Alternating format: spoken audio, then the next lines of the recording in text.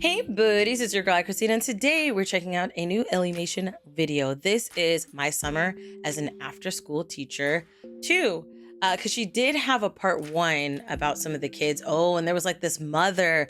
Wasn't this mother like a B word? Let's see what's in store. Links down below to become a member or patron to support the channel. And yeah, let's get started. Ooh, can you do mine? Sure. What, paint your nails? No, that's for girls. What?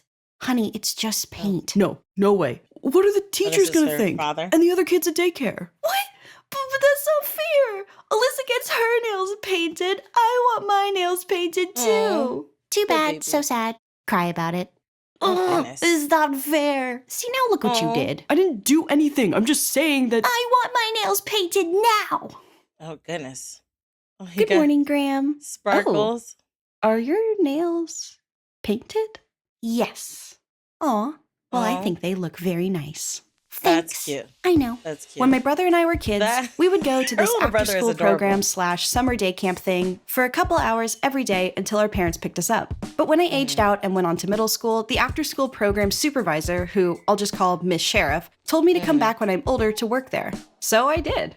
In my senior Yeah, I year of high remember. school back in 2015, I earned community service hours by handing out snacks and helping kids with homework. And in the summer of 2016, I worked as a bona fide teacher to save up money for my first cat, Luigi. I made a video a couple years ago talking about Yeah, my I experiences working there, and you guys really liked it, so I wanted to share a couple more memories from back then. Like I said in my past video, all the names and character designs will not represent the actual kids or adults I worked with, Makes and sense. I'm doing Oh, I this see to Black protect their Ariel in the privacy. background. So, Oh, and the Grimace. first story I'd like to tell you is about a kid I'll call Stitch. Because he did a really good impression of that blue alien character.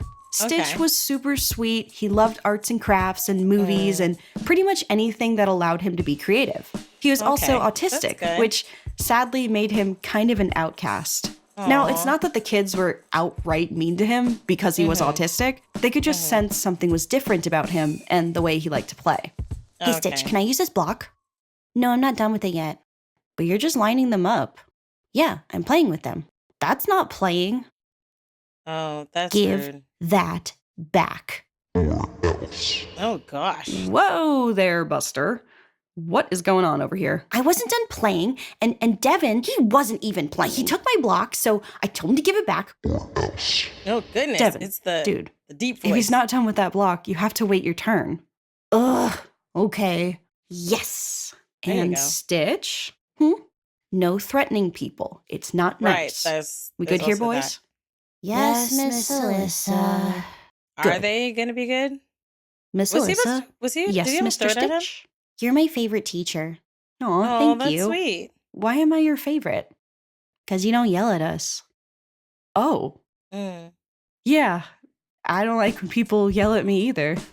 I won't lie. I wasn't so sure I that's was nice. cut out for this job when I first started. Because If you're I able to was get your point basically across without yelling, microparenting that's at the cool. age of 19. But hearing feedback like that made me more confident in being the adult these kids needed me to be That's good. for Yeah, if it's fine. then approximately yeah. 6 hours every day. Which brings me to my next Oh, dear. story. That's a lot of This hours. one's about a girl Hi, my name is Delaney. My favorite color is yellow because it's bright and happy and wonderful like the sun. who I talked about in the last video. She was a perfect ball of happiness and sunshine. She's so She was cute. super smart and very curious about the world, sometimes to a fault. So Oh, one day, dear. while we were on a field trip to the local bowling alley, her curious eyes landed on my phone's lock screen. Ooh, is that your boyfriend? Yes, that is my boyfriend. Like I said before, I had volunteered at this same daycare a year prior, back when I was earning volunteer hours as a requirement to graduate high school, as well as dating someone who was a very, very unsafe person. Thankfully, Right, a right. lot has changed since then, including the person I was dating, which That's Delaney good, that's took good. notice of. Wait, that's not your boyfriend. Yeah, he is. Well, I liked your old one better. Well, Oh, I goodness. didn't. Really? Why not? Well, This is a lot for little he- kids. wasn't nice to me. Really? What did he do?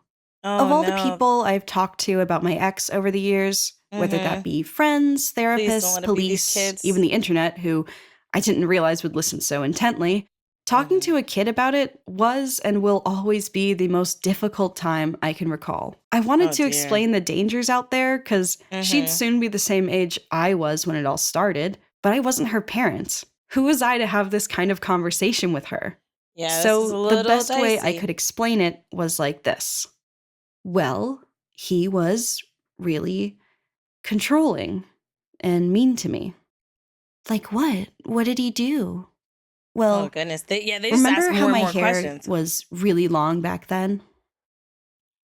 He made me cut it. And I didn't want to cut it. But when I said no, he was more mean to me. He was mean Mm. to me when I said no about a lot of things. What did you do? I cut it. This is, And oh, then he was still mean to me. oh, Obviously, this was only the tip of the iceberg of horrible that things he made me situation. do, Yeah. but that was all Delaney needed to know. Right. Well, I will never date a boy who makes me cut my hair. Good. You That's shouldn't. cute. That's Yeah. cute. And I like your new boyfriend better. Good. Oh, I do too. It that's was good. difficult, but that conversation made me realize you can and should talk about serious things with kids. They need to know these things. You just have to do Yeah. it in an age-appropriate way. And I you feel have to like a be lot of careful. adults don't realize how insightful kids are and how big of an impact we as their role models make. I think a lot of adults just see kids as clay that they can mold a person out of, but kids are more like sponges. Sure, they can squish themselves into whatever shape you Well, want he them really to be, wants that but at the end of the outfit. day, they're gonna snap back into the person they are and have always been. But not without soaking up what you taught them and taking those memories with them wherever. So I do agree that you can have serious conversations with kids. Only thing is, you it's you don't really want to have those serious conversations with other people's kids. Like with your own kids, definitely sit down and have conversations. They notice everything. Kids notice everything. It's just when they get to a point where they can talk, then they can ask you about everything. Why did you say this? Why did you do this? Why did this happen? Why did you do this? And like it's these things are uncomfortable, but you do have to have these conversations, like especially when it comes to their safety. I had to have the if anybody touches you while we're in public, screamed at the top of your lungs conversation with my daughter, even when I'm in hand reaching distance. And the reason that is because I've seen videos of people who tried to like snatch up a child, just like run and just grab them and try to run out. And so I wanted to make sure she was aware of that and that things like this should not happen, that they're not normal, things like that, which sucks. And when we were thinking about putting her in daycare or putting her in school, we definitely had to have the repeated, no one should touch you in these certain places, which is very awkward and very uncomfortable and just it's terrifying as a parent to have to tell your child that people shouldn't touch them in certain places, right? And I think that that's why a lot of parents don't have that conversation, but it's like you have to have that conversation, that way somebody else doesn't teach them the opposite, like by touching them in places and telling them not to tell their parents. So even having the conversation of, okay, nobody should touch you in certain areas and laying out what those areas are. And also saying how if anything like that, if someone tries to tell you that we'll be mad, they try to tell you to keep a secret or we'll be mad, we tell her, tell us everything. We won't be mad at you. Just talk to us, have a conversation. And that's terrifying. That's terrifying. So I do agree. We need to have those conversations, especially when they're younger, before things happen. So that way they get prepared. And I'm thinking of like the safety. I do feel like for some parents, it's difficult to navigate those waters. Communication can be bad, so understanding could be wrong.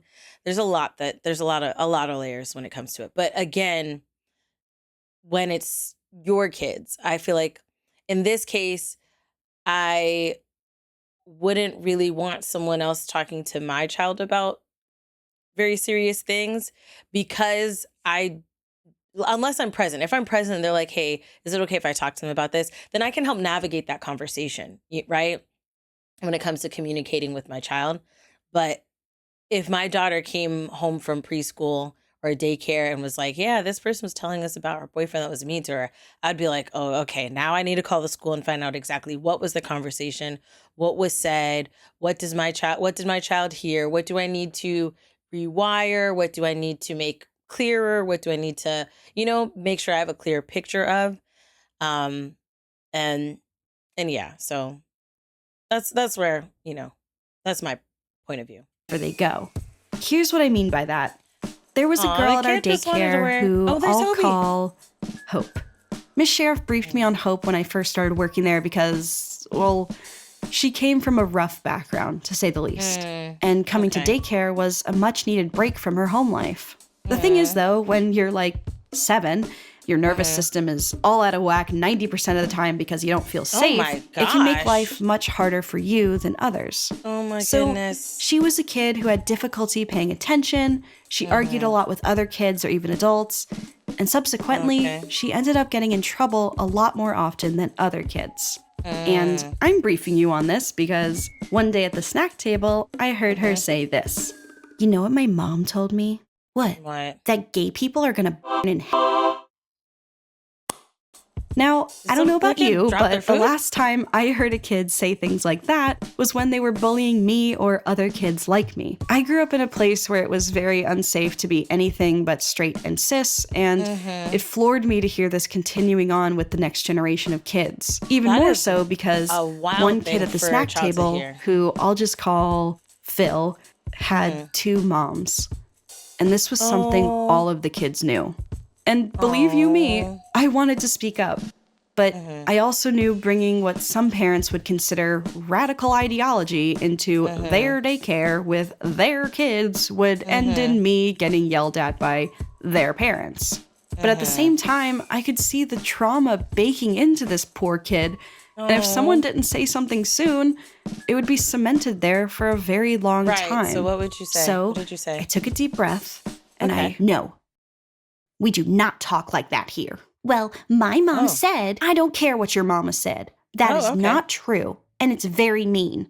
You can talk like that all you want at home, but as long as you are here, you will not be disrespecting anyone. Do you understand? Yes, ma'am. Good. That's good. Okay, Can you believe some people still think like that? And teach their kids that. Okay, ma'am. I can't. I could not believe my born and raised Southern Belle coworker did that. But I'm so glad she did. Yeah. I know from experience that it means a lot when an adult stands up for a kid. Because it makes it clear to the kid picking on them that this mean behavior won't be tolerated. And to the kid getting picked on, they'll know there are safe people they can trust out there who will rally behind them. And I'm sure there already have been and will continue to be plenty of times like this for Phil to face as he grows older. But I'm happy to know that at least one time wasn't so bad. So with that, thank you for watching my videos. Remember the golden rule, treat others the way you want to be treated. And as always, stay safe. More people need to enact that law. Treat people as you would want to be treated. Because and also mind your business. That's the other thing. Mind your business. If what somebody else is doing does not hurt you or they're not hurting themselves, let it go and leave them be. Okay? Let it go and leave them be. Let them do them. All right? Mind your business. Drink your water. Yeah, it's drink water and mind my business. Mind my business. Drink water and mind my business. Mind my business. Yeah, that's what more people need to do. I do feel like in this case, I do agree, like stepping in and setting that tone is important. It's not the same as having a serious conversation with somebody else's kid.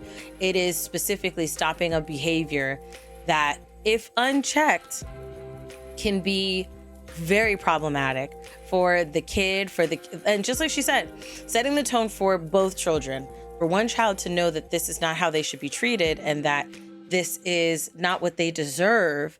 And again, that whole safe space thing, but then also to set a tone for the child doing the bullying to know that this is not accepted. Because a lot of the times when someone can rally others to their cause, they feel more empowered. They feel more strength behind them. So that's why you see a lot of bullies have like a couple friends behind them that's either snickering with them, laughing with them, even if the other two friends don't say anything. The fact that no one is stopping them, checking them, or correcting their behavior, they continue doing the same things. And I just had an epiphany of an adult situation. It can happen to kids, it can happen to adults. And all in all, if someone is effing up around you, check them, okay? Let them know that that's not how they should be treating this other person, you know?